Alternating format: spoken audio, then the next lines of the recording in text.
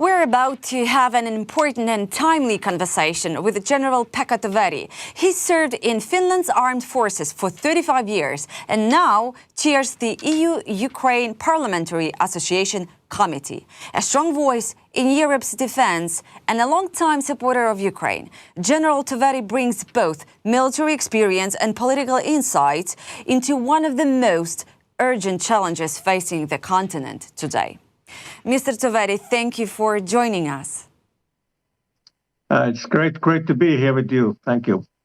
So I listened to your recent lecture during the EU debates, and I truly appreciate your thoughts and clarity. You said, "Don't lecture us on peaceful Russia."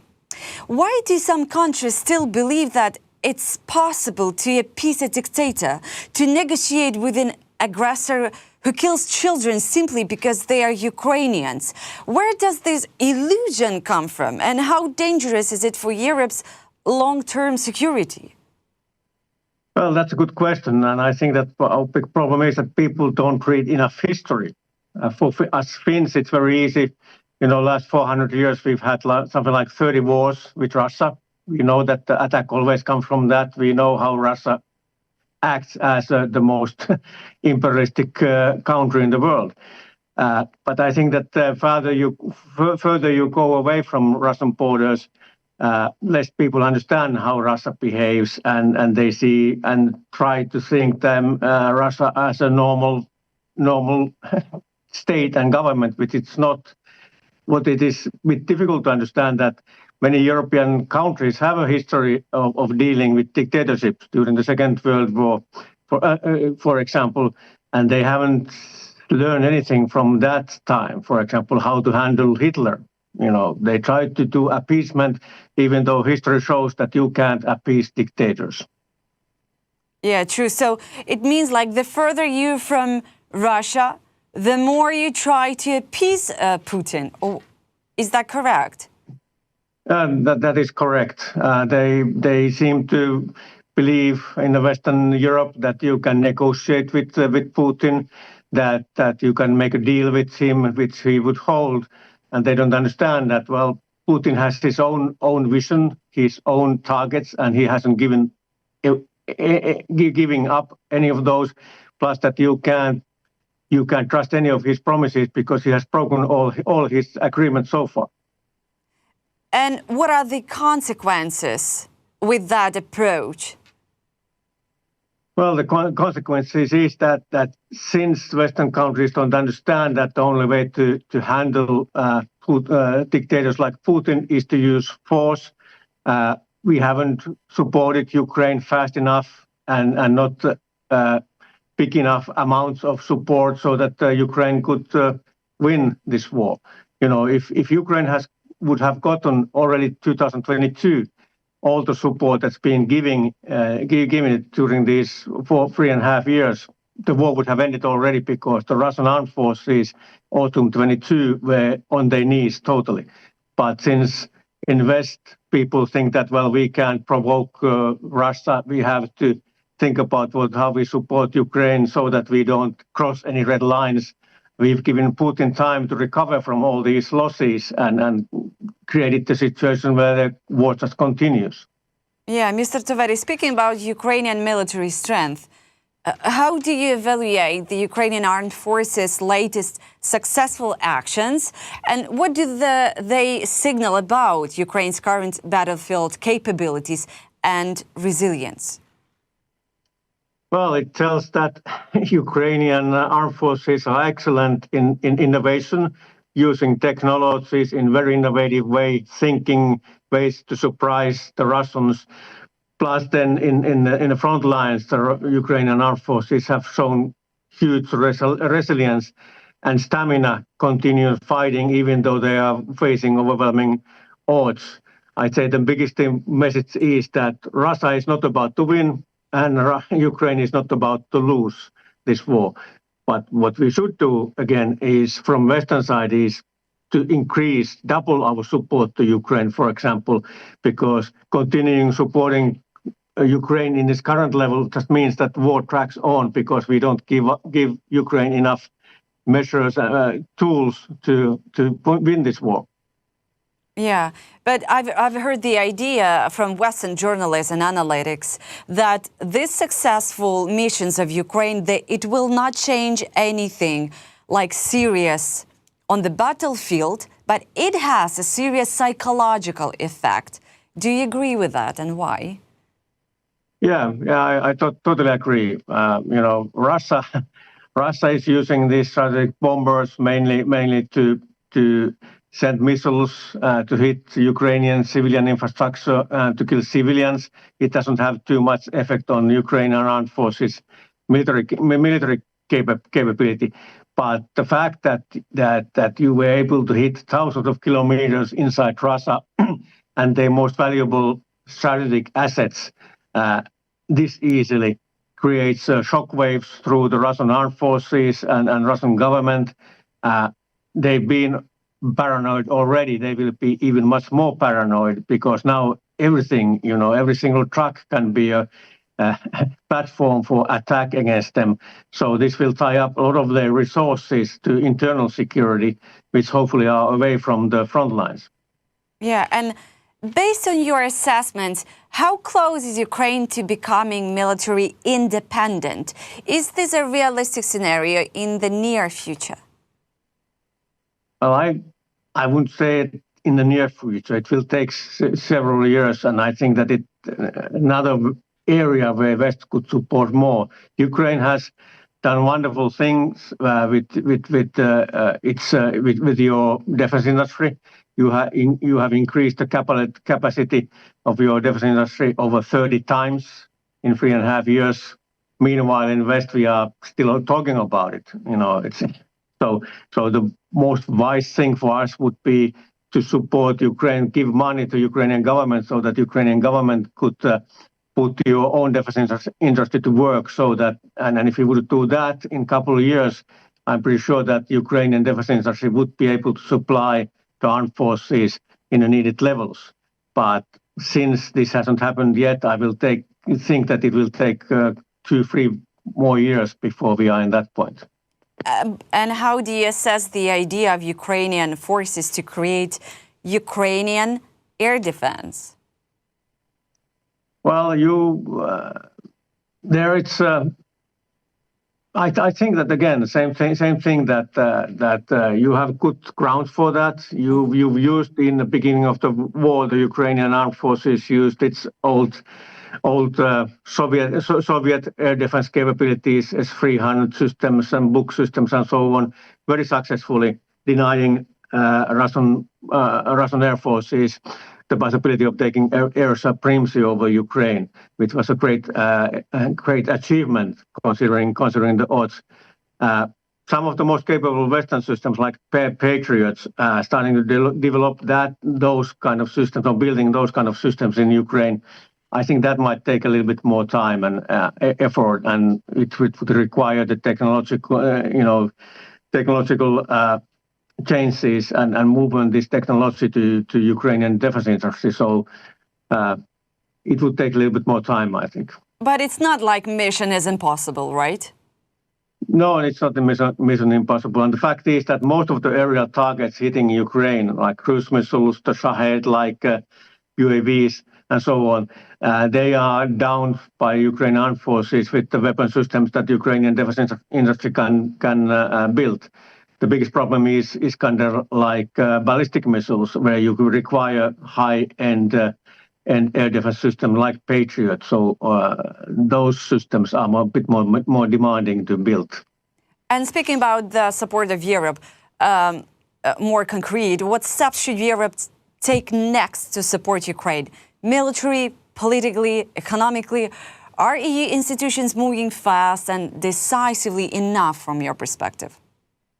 Well, my personal view is that we are moving far too slow. I think that current discussion is that if United States withdraws its support, we have to replace it. And my message in the Parliament and to European Union Commission has been that replacing the American support is not enough. because that would mean that we just continue supporting at the current level, which has created a long war, which bleeds Ukrainians to death slowly. No, we should double the support so that Ukraine has a capability, as I said, to win this war fast and stop the killing in the front lines. But same time as we should increase the support to Ukraine, direct support to Ukrainian civilian society, direct support, military support, and funding for Ukrainian defense industry, we should also go to offensive, attack the Russian capability to wage this war through much tougher sanctions. You know, the EU is preparing the 18th sanction package, which will hit the Russian oil industries. But all these packages, in my opinion, are too slow and too little. And a lot of things can be done within EU because we are still EU countries are buying gas and oil from Russia. Still, the big part of the shadow fleet is flagged to European Union countries and owned by European Union citizens. And we should hit those to hit the Russian government's economy. Yeah, and you're saying that still EU buying gas from Russia. Do you mean Hungary and Slovakia? Well, Hungary and Slovakia are a problem when we talk about Ukraine's EU integration, and yes, in some cases in making sanctions and so on. And definitely we should deal with these two countries very decisively so that they can't sabotage our efforts to support Ukraine. And again, there we should be also much more forceful and use all the tools we have in the box to make those two countries' life difficult if they don't cooperate. Yeah, and you mentioned about the United States kind of isolation from the world. How do you assess President Trump's strategy of flattery and threats in dealing with the dictator Putin? Did you personally expect this kind of behavior from the United States president? Well, unfortunately, yes. Seeing how Mr. Trump was with Putin during his first term, we saw that he don't understand Putin. He admires Putin. He refuses to see what kind of dictator and murderer Putin is. And problem is that his second government is filled with people who don't have same kind of background and as Trump's first administration had. In the first administration, you had many seasoned generals who knew very well Russia and how to handle Russia. Now there are people who don't have any background in security and defense or any background about Russia, so they don't even give proper advice to Mr. Trump. On the other hand, on the American Senate, in the Congress, in the Senate and House of Representatives, there's a strong will to support Ukraine, and people, the senators and representatives, understand the Russian threat much better than Trump's administration. So hopefully, the great sanction package that Senator Graham in the U.S. Senate is working with can be put into effect in the coming weeks, because that would be really a big kick towards Russians. Yeah, big kick towards Russians. But you truly believe about that sanctions will be imposed against Moscow? I think now we have both the Senate and the House of Representatives, and in both chambers, the chairmans who are Republicans have said that they're supporting this. Clear majority of the representatives and senators support it, and even in Trump's negotiator, General Kellogg, is saying that he believes that this might well go through. So I'm hopeful. I'm quite hopeful that this might fly. Mm-hmm. And given the uncertainties around the U.S. support, how prepared is Europe to fill the potential gap in military aid? And and actually just to protect itself. If someone will come to your land tomorrow, are you ready for that? Well, I'd say that first of all, the problem with the U.S. support is that Europe has money, but we don't have weapons. The American defense industry and American armed forces storages are much bigger than anything that Europe has. So we can't replace that capability too fast. It will take years before we are in an adequate level. But meanwhile, we could do a couple of things. We could first, as I mentioned, we could fund the Ukrainian defense industry better, because Ukrainian defense industry can make equipment 3 times faster with a third of the price that the Western defense industry is producing. So it would be much wiser to give money to Ukraine so that you can make the tools for your defense yourself. Same time, we should take some risk. Mr. Toveri, should Ukraine begin to focus more seriously on building its own nuclear deterrent as a way to protect itself in the long term? Could Europe play any role, technically, politically, diplomatically, in supporting such a program? I've heard that the Britain is ready to help us with that. Well, yeah, that's a very good question. Russia, the nuclear threat is something that Russia always has in back pocket, and we've seen that the nuclear weapon is the ultimate deterrence to against anybody attacking your country.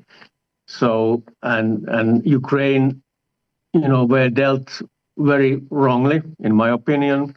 Ukraine you were the third biggest nuclear power in the world in 1990s when the Soviet Union fell down. And then you trusted the Western European, American and Russian guarantees and gave up these nuclear weapons. And it turned out that all those guarantees were just empty talk. So I understand very well. And this is the place, United States, the Trump government said that they are not willing to give the security guarantees to Ukraine, and that would be the European nations' job. Well, it seems to be that the willingness from bigger European nations to put troops on the ground is limited, and they are thinking that they don't have the capability to give the security guarantees. Well, if we can't give the security guarantees with our conventional forces, maybe we should support Ukraine to build its own nuclear capability as a security guarantee, And if Russia is demanding, is adamant that Ukraine can join NATO, which I don't think that it's them to decide. But if it's not going to happen, let's give Ukraine something that gives its real guarantee against Russian further aggressions. Absolutely agree. And historian Neil Ferguson recently wrote his column for New York Post, I guess, that wars don't end with negotiations, they end with victory, suggesting Ukraine could become, the next South Korea if the West applies real pressure. Do you agree with this view?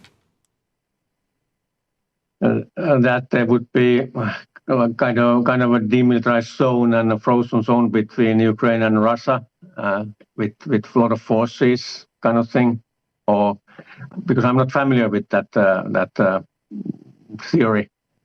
Yeah. Okay. And what are your top priorities as chair of the EU-Ukraine Parliamentary Association Committee, especially, when we will come closer to winter? How do you plan to coordinate energy security, military support, and Ukraine's needs, watching how the U.S. policy is changing? Yeah. Well, the Parliamentary Association Committee itself is the main task is to concentrate on the Ukraine's future EU integration and membership in Ukraine, which is very important for the Ukraine's future. So we work on that, trying to put pressure on Commission and the Council so that the process continues. The plan is to open the first chapter this summer, and we know that Hungary, for example, it might be opposing it. but nevertheless we should continue and keep the process alive so that by 2030 Ukraine would be full member of EU. That would make Ukraine economically stronger, would make it easier for us to support Ukraine's growth and also give some kind of security guarantees. But this is the future thing, and the current thing is, of course, to get the support to Ukraine so that Ukraine can continue fighting, so that we can have a peace on terms that Ukraine can accept and are fair. And there, the Parliamentary Association Committee don't have that big a role, but our role is to keep Parliament aware of what's going on, so that we can inform all the parties in the European Parliament about the situation and the possibilities, so that then we can together put pressure to Commission to increase the support if needed, increase the sanctions towards Russia and so on. Yeah, and finally, do you think that Ukraine, and I'm quite sure with your help also, is still on the agenda of the European Union? It's very much, I'd say that we talk about Ukraine almost daily, at least weekly. It's a very there are a lot of people who very actively keep the Ukrainian issues on the agenda of the Parliament and inform people. It's a wide variety of things that people are doing, and people are talking. Parliamentary members of Parliament are arranging different happenings and spreading information about Russian crimes, kidnapping kids, how they treat prisoners of war, the attacks against civilian population, possibilities to do sanctions, and etc., etc. So Ukraine is very central in our agenda weekly. Mr. Toveri, thank you for your direct and honest answers. Thank you for being with us in our studio of Channel 24, and I hope we'll see you again here. Definitely. Thank you for giving this chance, and have a good coming weekend. Hopefully not too many attacks, and Slava Ukraini. Героям слава. Дякую.